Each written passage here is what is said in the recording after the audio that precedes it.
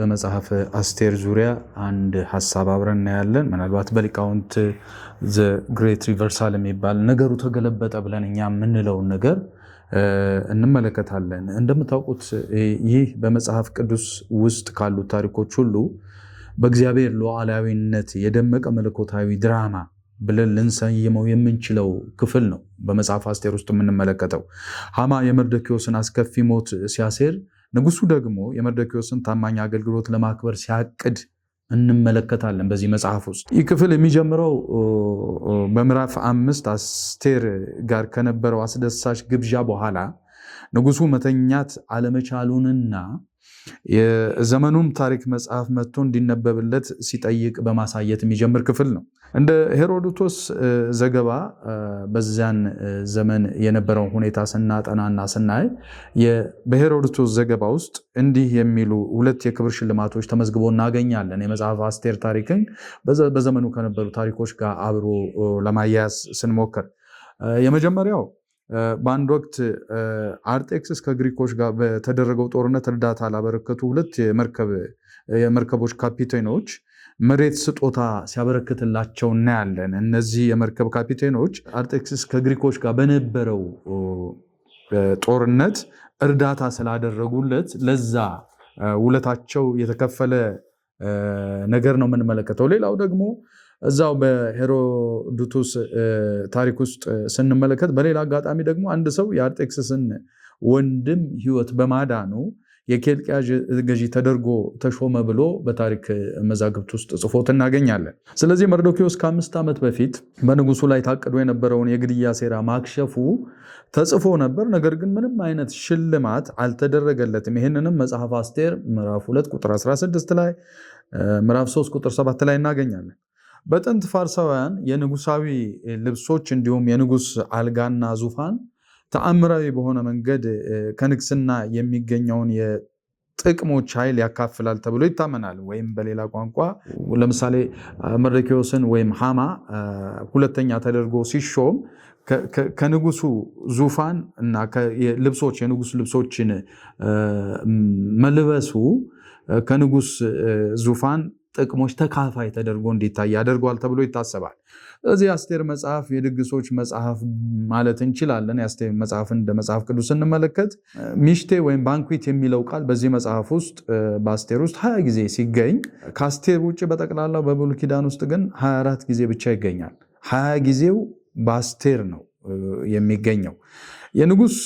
የንጉሱ እንቅልፍ አልባ ሌሊት የታሪኩ ታላቅ የዕጣ ፈንታ ለውጥ የሚፈጠርበት የታሪኩ ስነ ጽሑፋዊ መዋቅርና ዋና ጥበብ ተደርጎ ይቆጠራል በሊቃውንት ዘንድ። በዚህ ምክንያት ይሄ ዘ ግሬት ሪቨርሳል የምንለውን ነገር ወይም ታላቁ ግልበጣ ወይም ነገሩ ተገለበጠ የምንለውን ነገር በተመለከተ በምዕራፍ 9 ቁጥር 1 ላይ ነው ይህንን ቃል የምናገኘው። እንደዚህ ይላል: አዳር በሚባለው በ12ኛው ወር ከወሩም በ13ኛው ቀን የንጉሱ ትእዛዝና አዋጅ ሊፈጸምበት በነበረው ቀን የአይሁድ ጠላቶች ሊሰለጥኑባቸው በነበረው ቀን አይሁድ በጠላቶቻቸው ላይ እንዲሰለጥኑ ነገሩ ተገለበጠ ይለናል 9:1 ላይ።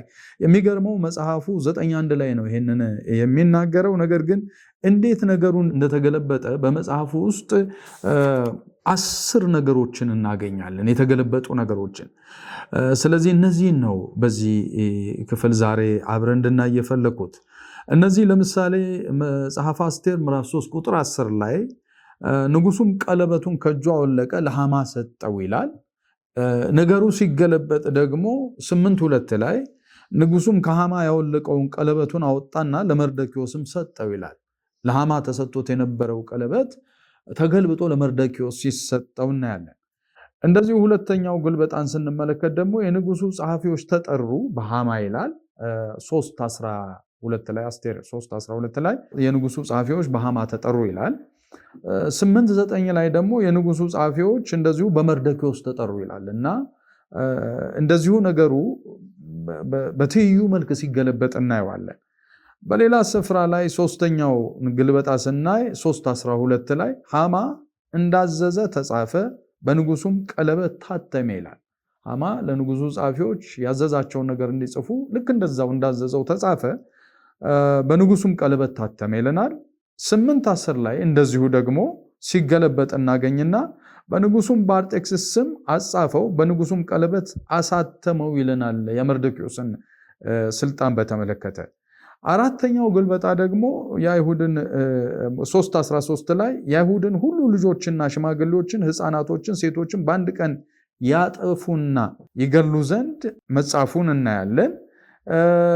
8:11 ላይ ይኸው ነገር ተገልብጦ አይሁድ እንዲሰበሰቡ ለሕይወታቸውም እንዲቆሙ በጥል የሚነሱባቸውን የሕዝቡንና የአገሩን ሰራዊት ሁሉ ከሕፃናቶቻቸውና ከሴቶቻቸው ጋር እንዲያጠፉና እንዲገድሉ እንዲደመስሱም ምርኳቸውንም እንዲዘርፉ ንጉሱ ፈቀደላቸው ይላል በዚህ ክፍል። ስለዚህ አራተኛው ግልበጣ በእነሱ ላይ የታሰበው ነገር እንደዚሁ እነሱ ራሳቸውን በሚከላከሉበት መንፈስ እንዲፈጸም ንጉሱ ሲያዝ እንመለከታለን። አምስተኛው ግልበጣ 3:14 ላይ የምናገኘው ነው። በዚያም ቀን ይዘጋጁ ዘንድ የደብዳቤው ቅጂ በየሀገሩ ላሉ አሕዛብ ሁሉ ታወጀ ይላል። 3:14 ላይ ነው ይሄን የሚናገር። 3:14 ላይ በዚያን ቀን ይዘጋጁ ዘንድ የደብዳቤው ቅጂ በየሀገሩ ሁሉ ላሉ አሕዛብ ሁሉ ታወጀ ይላል። 8:13 ላይ እንደዚሁ ይሄ የታወጀው አዋጅ ሲገለበጥ እናያለን። አይሁድም ጠላቶቻቸውን እንዲበቀሉ በዚያን ቀን ይዘጋጁ ዘንድ የደብዳቤው ቅጂ በየሀገሩ ላሉ አሕዛብ ሁሉ ታወጀ ይላል 8:13 ላይ ደግሞ። ስድስተኛው ደግሞ 3:15 ላይ መልእክተኞቹም በንጉሱ ትእዛዝ እየቸኮሉ ሄዱ ይላል ወይም ወጡ ይላል። ይኸው እንደገና ይኸው ትእዛዝ አሁንም በችኮላ ስለመሄዱ ሲናገር ይኸው ሲገለበጥ 8:14 ላይ ለንጉሱ አገልግሎት በተለዩ በፈጣን ፈረሶች ይሏል እዚህ የመርዶክዮሱ ላይ። ዛኛው ላይ 3:15 ላይ መልእክተኞችም በንጉሱ ትእዛዝ እየቸኮሉ ሄዱ ነው የሚለው። 8:14 ላይ ደግሞ ለንጉሱ አገልግሎት በተለዩ በፈጣን ፈረሶች የተቀመጡት መልእክተኞች በንጉሱ ትእዛዝ ተርበትብተውና ቸኩለው ወጡ ይላል። በጣም በተለየ ሁኔታ በጣም የሚገርም ነገር መለኮታዊ ጽንሰ ሐሳብ ይዞ ነው ተርበትብተውና ቸኩለው ወጡ ይለዋል። እንደዚሁ 7ኛው ደግሞ ግልበጣን ብንመለከት ከተማይቱ ሱሳ ግን ተደናገጠች ይላል 3:15 ላይ ከተማይቱ ሱሳ ተደናገጠች ሲለን የዚህን ግልበጣ ደግሞ እዛው አስቴር መጽሐፍ ውስጥ 8:15 ላይ እናገኘዋለንና እንዲህ ይላል የሱሳም ከተማ ደስ አላት እልልም አለች ይላል። እንደዚሁ ደግሞ 8ኛውን ግልበጣ ስንመለከት 4:1 ላይ መርዶክዮስም የተደረገውን ሁሉ ባወቀ ጊዜ ልብሱን ቀደደ፣ ማቅም ለበሰ፣ አመድም ነሰነሰ በላዩ ላይ ይላል።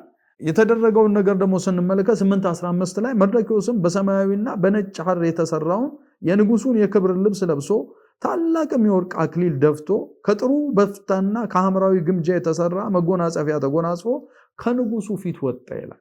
ማቅ የለበሰበት በንጉሱ የነጭ ሐር ልብስ መተካቱን የክብር ልብስ መልበሱን የሚያሳይ ክፍል ነው። 9ኛው ግልበጣ ደግሞ 4:1 ላይ ወደ ከተማይቱ መካከል ወጣ፣ ታላቅም የመረረ ጩኸት ጮኸ ይላል ስለ መርዶክዮስ ሲናገር እና 6:11 ላይ ሃማ ልብሱንና ፈረሱን ወሰደ፣ መርዶክዮስንም አለበሰው፣ በፈረሱም ላይ አስቀመጠው፣ በከተማይቱም አደባባይ በፊቱ አሳለፈው። በፊቱም ሃማ ንጉሱ ያከብረው ዘንድ ለሚወደው ሰው እንዲህ ይደረግለታል ብሎ አዋጅ ተናገረ ወይም ነገረ ወይም ጮኸ ይላል። በሌላ ቋንቋ መርዶክዮስ ታላቅ ጩኸትና የመረረ ጩኸት የጮኸው ከሐዘን የተነሳ ነው 4:1 ላይ። 6:11 ላይ ግን ለመርዶክዮስ አዋጅ እየታወጀለት ነው። ይህንን ያወጀው ሃማ ራሱ ነው እና ጩኸት ሲገለበጥ እንመለከታለን። 10ኛውና የመጨረሻው ግልበጣ በጣም አስገራሚ ነውና 5:14 ላይ ሚስቱም ዞሳራና ወዳጆቹ ሁሉ የመርዶክዮስን ሞት መከሩ ይላል 5:14 ላይ። የሃማ ሚስትና ወዳጆቹ መርዶክዮስ ምን ቢደረግ ይሻላል የሚለውን ነገር ከሃማ ጋር መከሩ ይላል።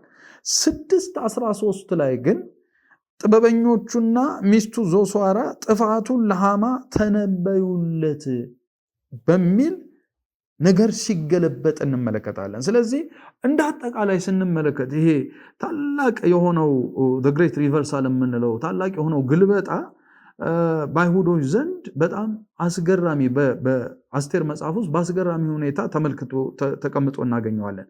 9:22 ላይ እንዲህ ይላል የአስቴር መጽሐፍ፣ አይሁድ ከሐዘን ወደ ደስታ ከለቅሶም ወደ መልካም ነገሮቻቸው ሁሉ ተቀየሩ ይላል።